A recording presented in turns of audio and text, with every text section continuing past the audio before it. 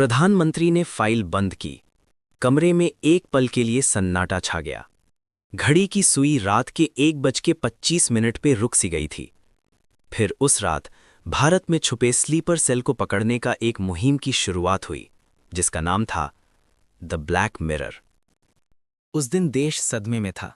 2 जनवरी 2016 की सुबह हुए पठानकोट हमले में देश ने 7 वीर जवानों को खोया था। दिल्ली में हाई सिक्योरिटी अलर्ट था। उस रात प्रधानमंत्री चिंतित और गुस्से में नजर आ रहे थे। उन्होंने नॉर्थ ब्लॉक के बंद कमरे में एक अर्जेंट मीटिंग बुलाई। कमरे में पहले से 8 लोग मौजूद थे। प्रधानमंत्री रात 1 बजे कमरे में आते हैं। उनके साथ खुफिया एजेंसी के बड़े नामी अधिकारी मौजूद थे, जो उनको हमले की जानकारी दे रहे थे।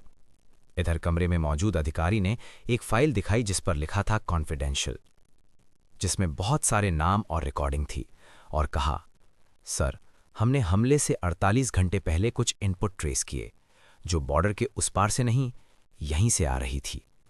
इंटेलिजेंस क्लियर थी। नेटवर्क को सिर्फ बाहर से सपोर्ट नहीं मिल रहा है, उसके लिए जमीन यहीं तैयार की जा रही है। इतना परफेक्ट प्लान, इतना सटीक हमला बिना इनपुट के नहीं हो सकता है। कुछ लोग हैं जो यहां रहते जरूर हैं, पर काम और जासूसी वहां की कर रहे हैं। हमने बहुत से रिकॉर्डिंग खंगाली हैं, जिसमें जासूसी के तार मुंबई, उत्तर प्रदेश और पंजाब के कुछ गांव से जुड़ रहे हैं। कुछ लोगों के लिए हमको नेपाल भी जाना पड़ सकता है। उस रात प्रधानमंत्री के आदेश के बाद द ब्लैक मिरर की शुरुआत होती है। सभी एजेंट को क्लियर आदेश दिया जाता है, न्यूट्रलाइज, क्लीन एग्जिट। ऑपरेशन का पहला फेज प्योरली डिजिटल था। इनक्रिप्टेड चैनल्स पर फॉल्स कन्फर्मेशंस भेजे गए।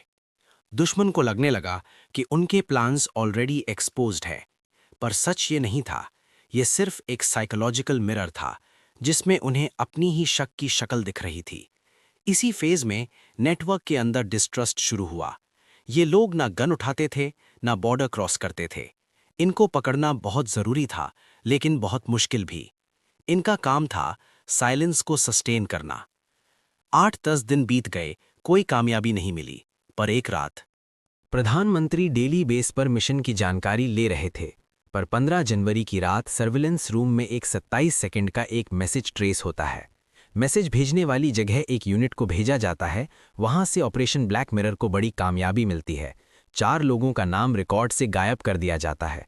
फिर उनसे मिली जानकारी से मुंबई, राजस्थान, कलकत्ता, पंजाब तक धीरे धीरे पूरे देश से कड़ी जुड़ने लगी, और एक एक करके लोगों को रिकॉर्ड साफ होते गए।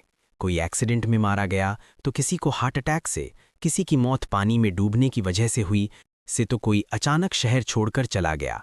देश के बहुत जगह से बहुत से स्लीपर सेल, जो देश में रहकर चंद रुपए के लिए छोटी बड़ी जानकारी पड़ोसी को दे रहे थे, को रिकॉर्ड से बाहर कर दिया गया। उस रात जब शहर अपनी रोजमर्रा के काम में डूबा हुआ था, उसी वक्त एक ऐसी कहानी चुपचाप चल रही थी जिसे कभी किसी किताब में जगह नहीं मिलेगी।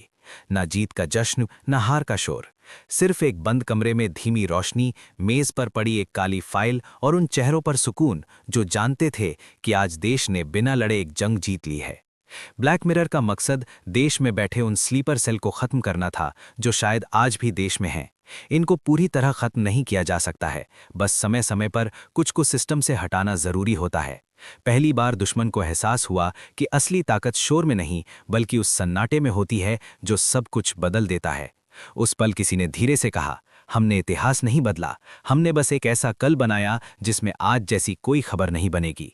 और जब आखिरी बार उस फाइल को अलमारी में रखा गया, तो समझ आ गया कि ऑपरेशन ब्लैक मिरर कभी दुनिया के सामने नहीं आएगा, मगर उसकी सबसे बड़ी पहचान यही होगी कि जिन हमलों की कहानी कभी बनी ही नहीं, वही इसकी सबसे बड़ी सफलता थी। ऑपरेशन ब्लैक मिरर भले ही अपने लक्ष्य को पूरी तरह हासिल ना कर पाया हो, लेकिन उसने पाकिस्तान में बैठे आतंकियों और भारत में उनके स्लीपर सेल की रूह कपा दी। अब वो जान चुके थे कि देश जब जागता है तो उनकी सुबह होने की गारंटी नहीं है। दोस्तों, ऑपरेशन ब्लैक मिरर पर आपकी क्या राय है, हमें कमेंट में ज़रूर बताइए। अगर वीडियो आपको पसंद आया हो तो इसे ज़्यादा से ज़्यादा शेयर करें।